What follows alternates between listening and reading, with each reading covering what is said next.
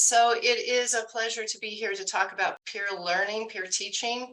It's a good reminder. I'm glad you're having the topic because it reminds me how important it is to bring it into every class. And in some ways, I kind of forgotten to do that lately in the last couple, of semesters.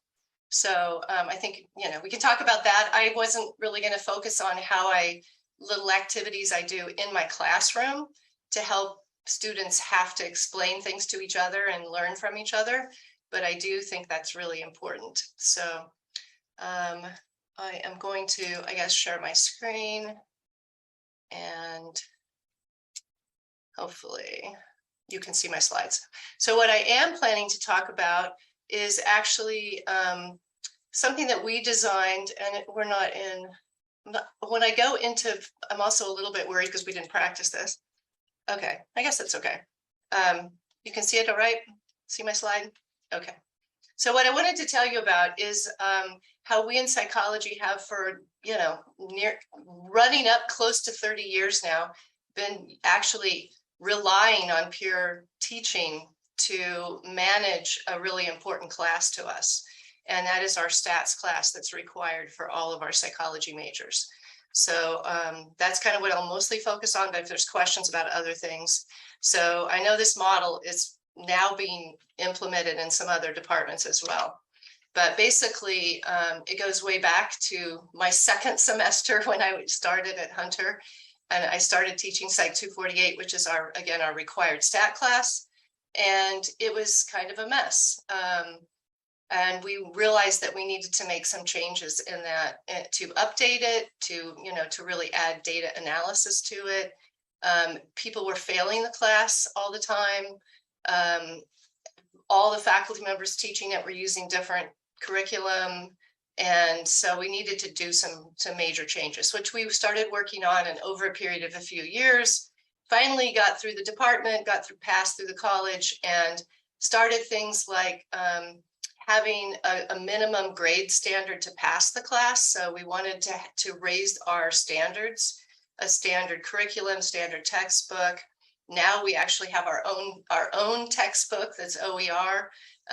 We've really done a lot of work to provide create all of our lab materials and everything that we do. We also added prerequisites to make sure that they've taken some of Sandy's classes that you'll hear about, so that they have some basic proficiency in math before they get to our class. And we needed to add a lab because although we had some computers, some faculty never used them. So anyway, and we realized that it takes also human resources to do this. So we had this position that we call the stat coordinator to kind of make sure everybody teaching the class is doing the same things and to really help to mentor things. So the other big problem that we realized that we have is that we have so many majors, and they had been growing rapidly, and they just continued to grow, sometimes even over 4,000 majors some years. So ridiculous number of majors. And yet we have this 4-credit class that we were teaching in 35, student maximum limit classes. So it became a problem. And also, since it was taught again by so many adjuncts and grad students that were new and just had, what's important to them is to get through this as quickly and easily as possible and get good ratings, not hold up high standards and demand a lot of material and stuff from them. So anyway, it's a demanding class. It has lots of assignments because you have to learn by doing in statistics. And a lot of people have blocks with that and anxiety. And so we really needed to do something. And our solution, an integral part of it, is really this peer tutoring that we've put into it. So since we didn't have any funds to pay tutors for the most part, we made it a course. And the tutors offer over 40 hours a week then of tutoring office hours as a unit. I mean, each one's different semesters, we had different number of hours. Now we're only doing about 2 hours a week for each person. There's a tutor in each of our labs to help the instructor, so that, there's 2 people at least to go walking around helping the 35 students. The tutors also help us grade all those homework assignments that they need to do, all the lab assignments that they need to do. And we have them do some teaching in a more formal setting as well. So they each one individually do a chapter review or a recitation where they go over material, answer questions for students. And then with a partner, they do a review session for an exam. You know, we started this model. I don't take credit for it completely, because when I first came to Hunter, Susan Manning was one of the faculty members who was teaching it. And she had started this, you know, started to recruit her best students and ask them to take an independent study with her and become basically a TA, a student peer tutor for her class. So it was really her idea originally, but I certainly have taken the ball and run with it. So we taught it as an independent study course for years. And then they said, you can't keep teaching an independent study course. It needs to be a real course. So we did, again, took a number of years to get it through the whole process, but it did get approved as a practicum course, because practicums are all about learning by doing. So on the first day of class, they see a little slide like this, which really does kind of summarize what it's about. It's about really, they learn so much by doing it, by teaching. They also learn a lot about teamwork.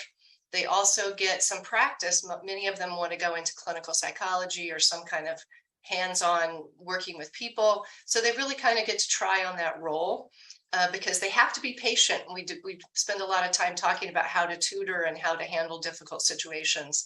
They have to learn to listen, which is obviously really important, and help people figure out, you know, the next step rather than just giving people the answers.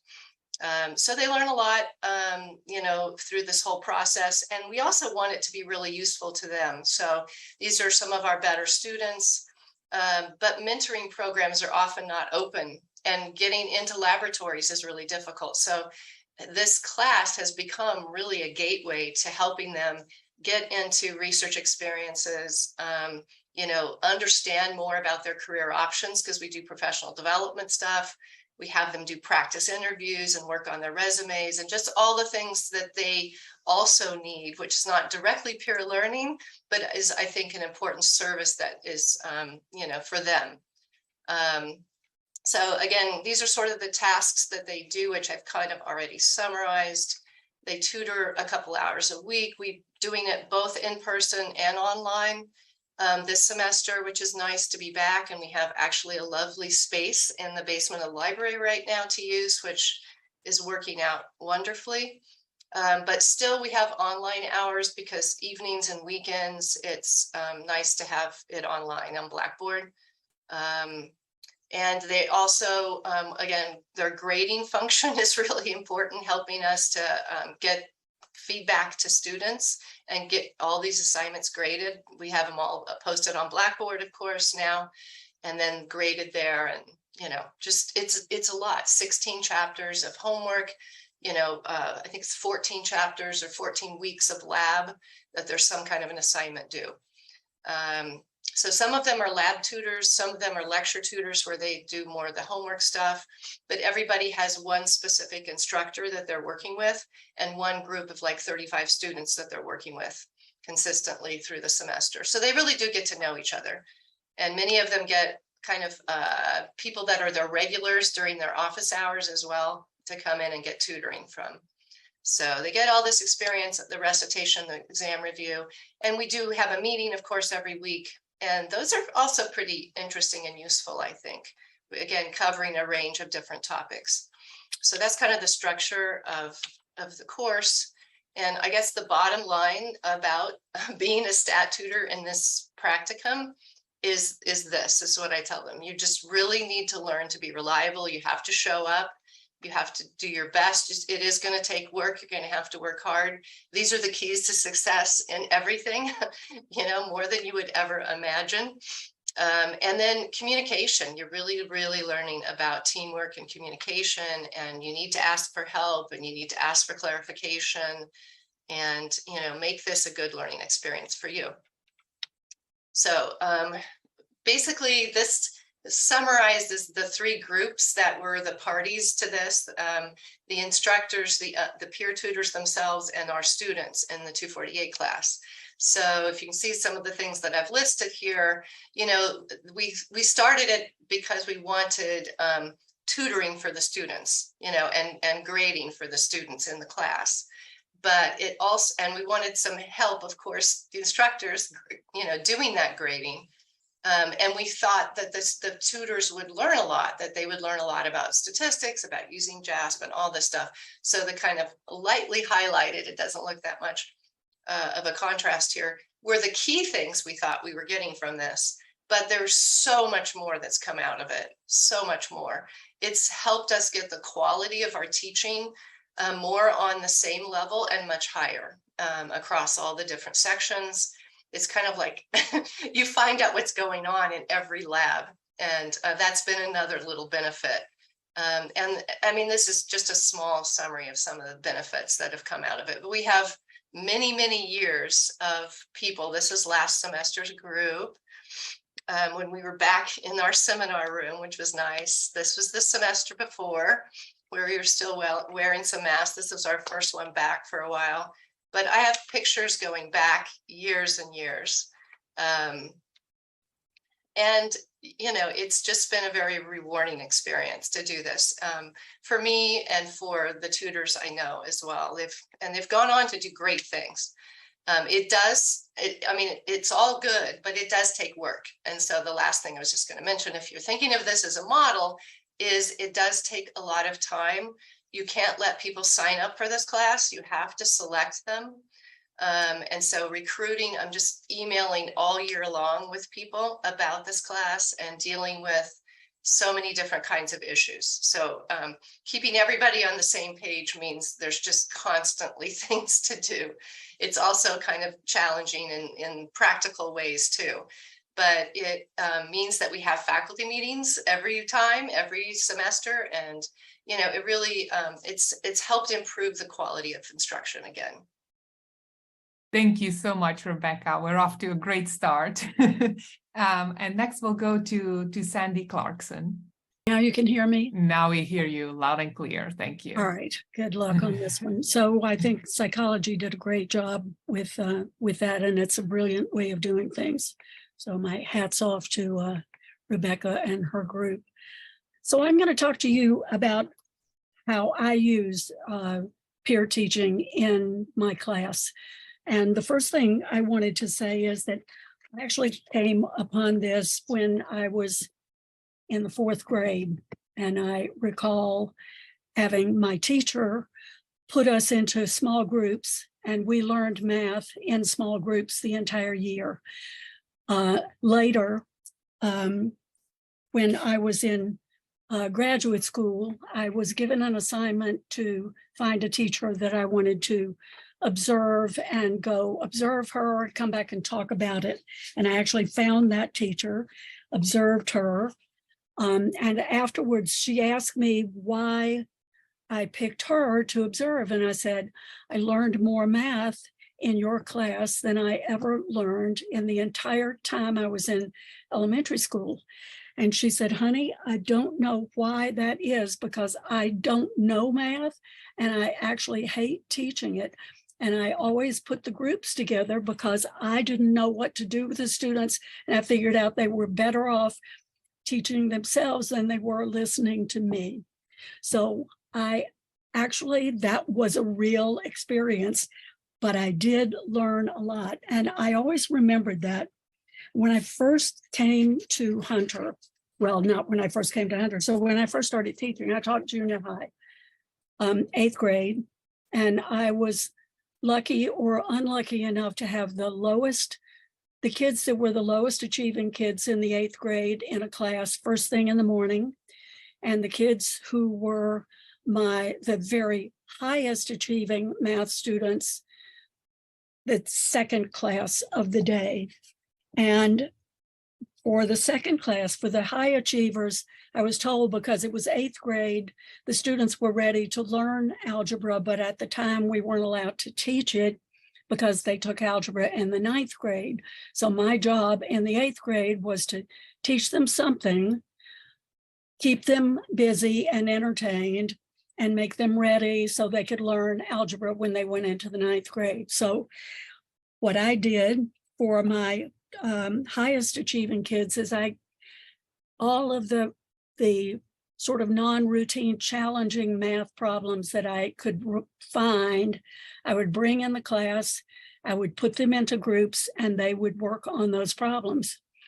My kids in the lowest group said, why do those kids always get to have fun? Can't you do something like that with us? So I started bringing in problems for them too. Now they were on a different level, but I did the same thing. I put them in groups and they worked on things. That was probably the most fun I ever had while I was teaching junior high. And both groups of kids did so much better than I thought they would. And I was very pleased with that.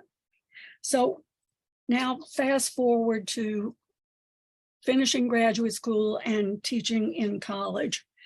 One of the first things that happens when you are a math teacher and you're around a bunch of other math teachers is that you realize that everybody has chalk in their hands, they work on a blackboard, and they mostly talk to the blackboard. So all of you who've taken math, you know that's the way we do it.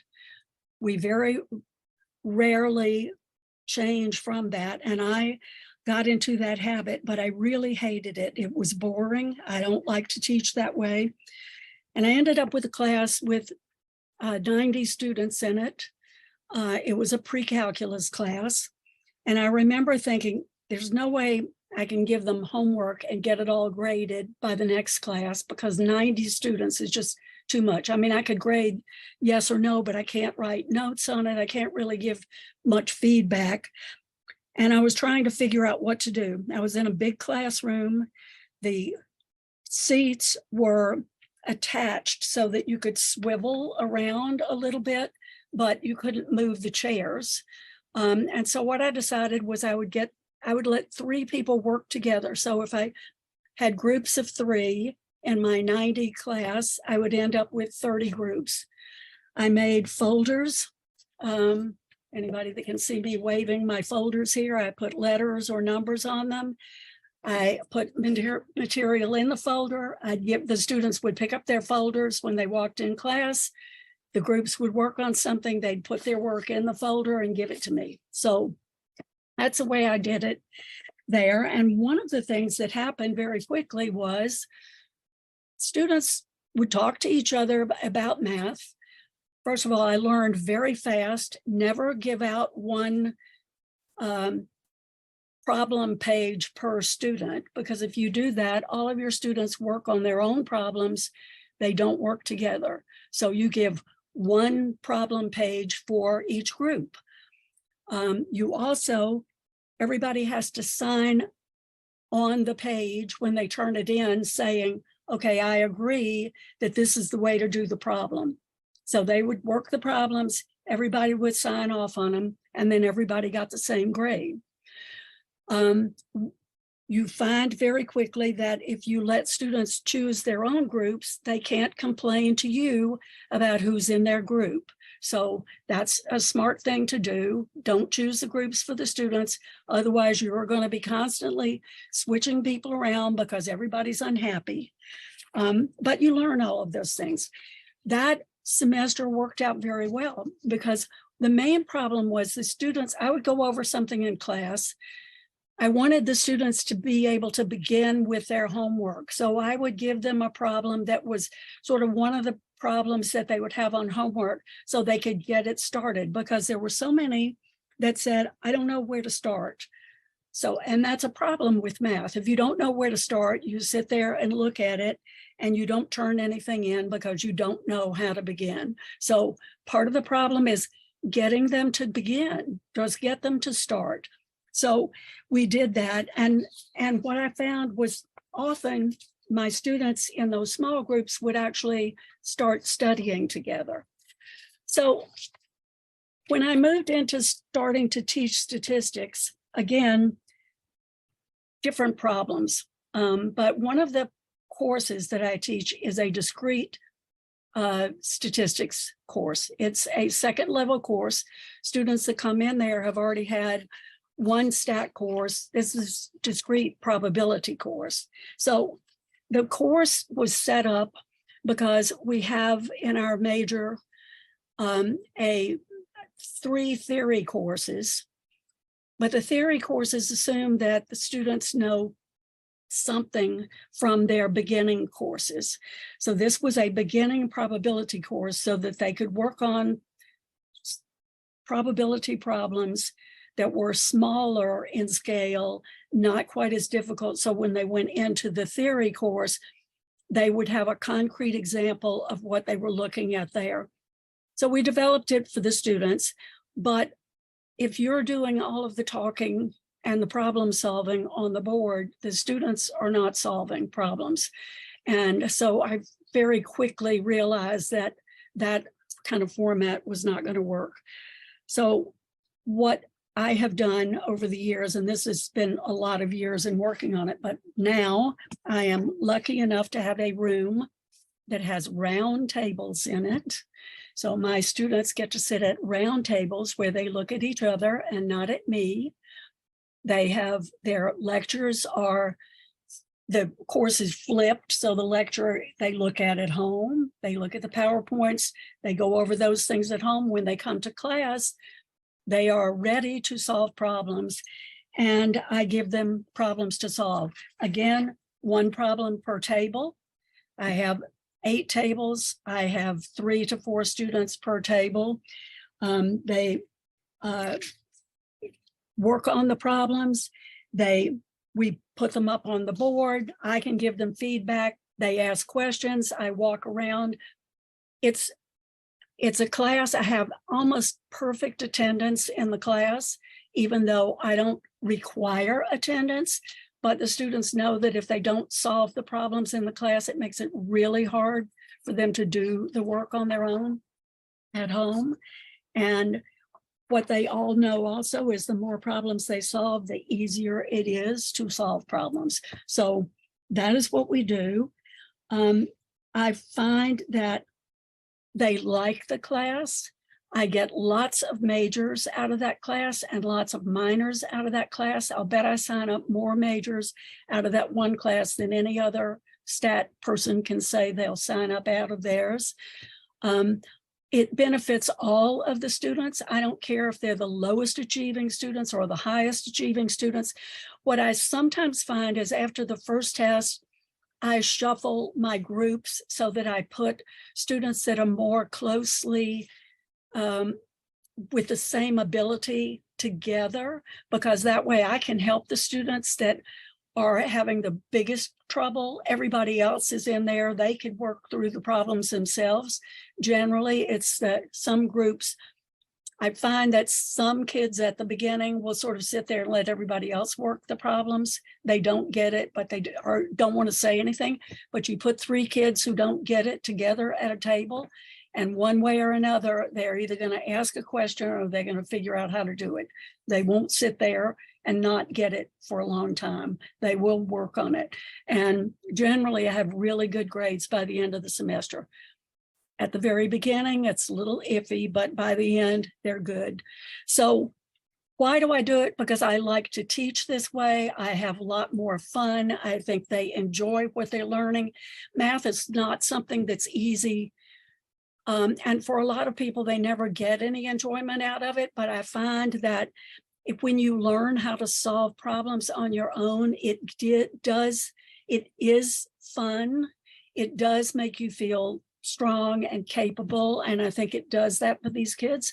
And like I said, I get a lot of majors. So that's it. It works for me. I enjoy doing it. I look forward to teaching all the time. And I think that they get a lot out of it. So my biggest hurdle from the beginning was looking different than most of the other math teachers I know. And now I don't care.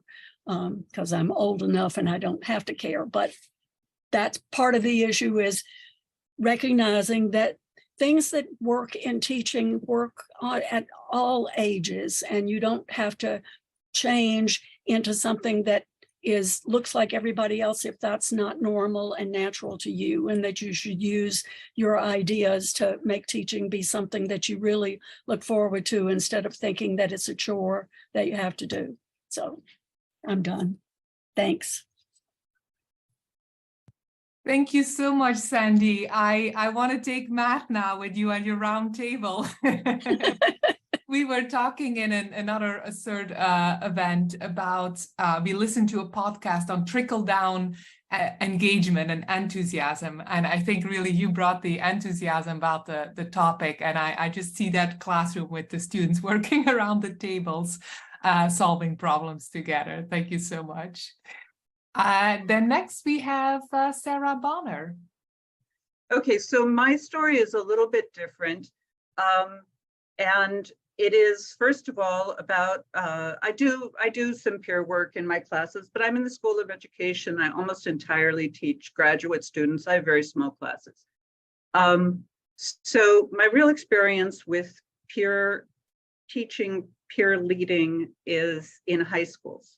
So I was co-PI of a really large grant for many years. That was what we did. It was a math and science partnership program paid by the NSF. The PI was Pam Mills in chemistry, who I'm sure some of you remember. She's at Lehman now. And it was called the Peer Enabled Restructured Classroom. And in it, we had students in math and science, and these were 9th grade students. And we had students from 10th grade who were called TAS. And TAS stood for Teaching Assistant Scholars. It was very important. They came up with the name. It was very important to them that they were not considered tutors, that it was not a remedial model for the students they were working with. They were both teaching assistants and that they were engaged in learning themselves. And we particularly were targeting students in the middle who were near peers. So they were not so advanced from the students that they were working with that the students they were working with felt like they were they were in what Vygotsky calls the zone of proximal development, right? They were not very far advanced. And so there was a really close bond of communication. So I'm just going to mention a couple of things that I've heard here from Rebecca and Sandy. Training for the tutors was, I'll call them tutors, was essential. Our TAS tutors took a formal class, which we really had to wrangle with the schools to allow them to take, but we did. That was essentially served as community service. And it was, so community engagement might be able to get something out of that through CUNY. They learned both a more intensive version of the content that the students were on for any given period, and they actually learned pedagogical strategies and motivational strategies. It was really important for them. We also did professional development for the tutors. We did a ton of it, or for the teachers, I'm sorry. We did a ton of it, but even some was really necessary. We actually had professional development where they were told, you have to stand against the wall and you may not talk for X minutes. You have to let the tutors talk. That was a huge lesson for them.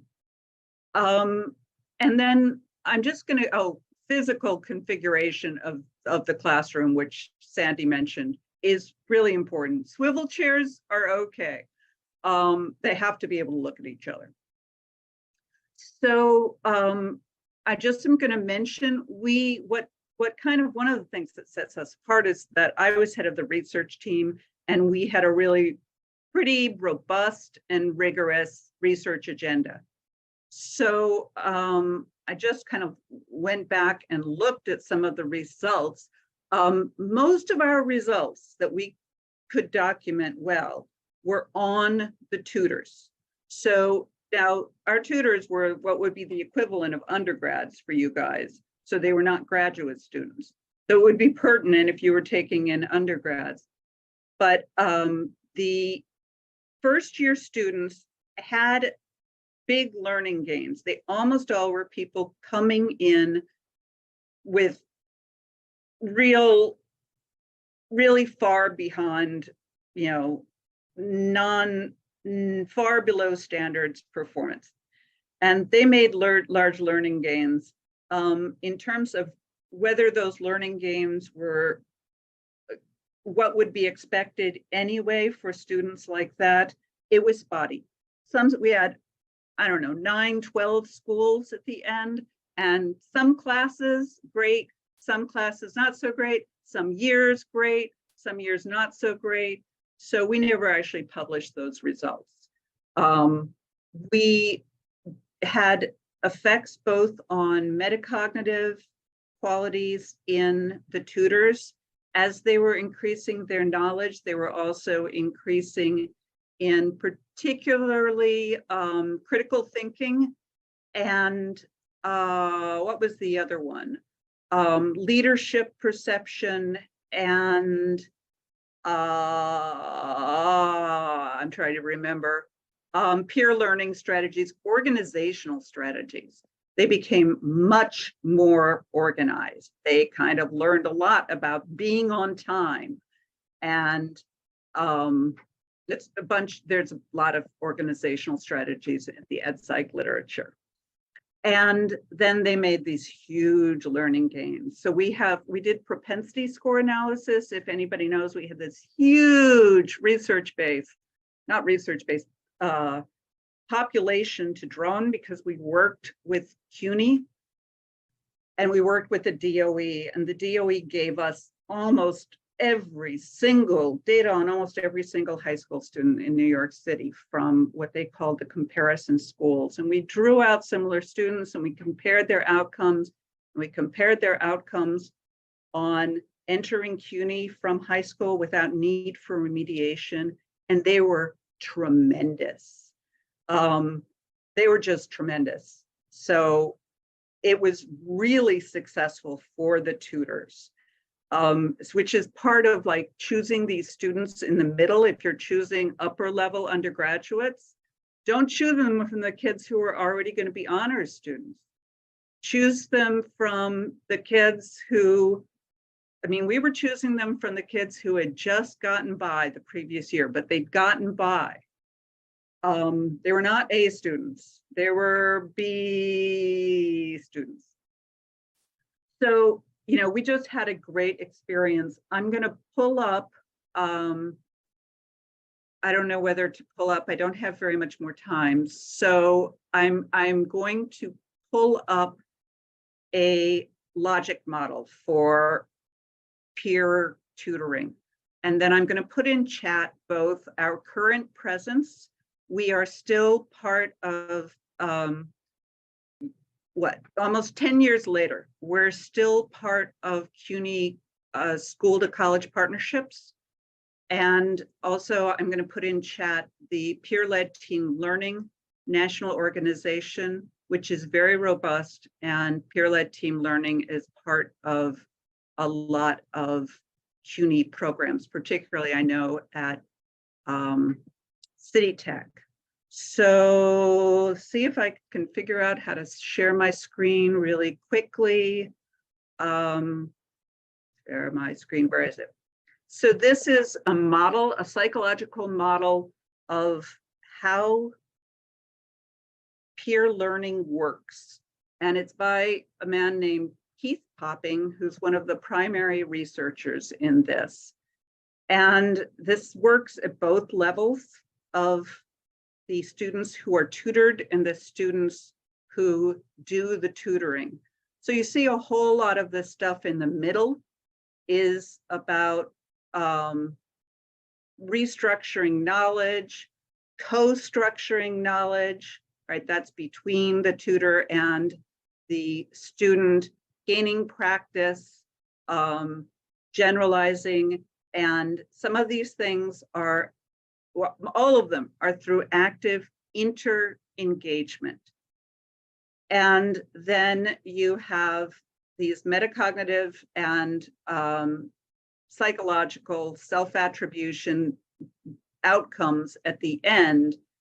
And at the top, which I can't actually see, you have the kind of inputs that people are putting into this. They're putting in active engagement, they're putting in willingness to engage in this back and forth cognitive conflict. I don't know, I'm going to know. They're attuning to their errors. The tutors are bringing them to the next step. They're doing constant communication, which is just really important. There's a ton of research on the benefits of explaining and self-explaining. And they have this emotional bond. And the emotional bond is huge. They have a slightly advanced person who is more successful than they are so far, who they can talk to. And I think I better stop there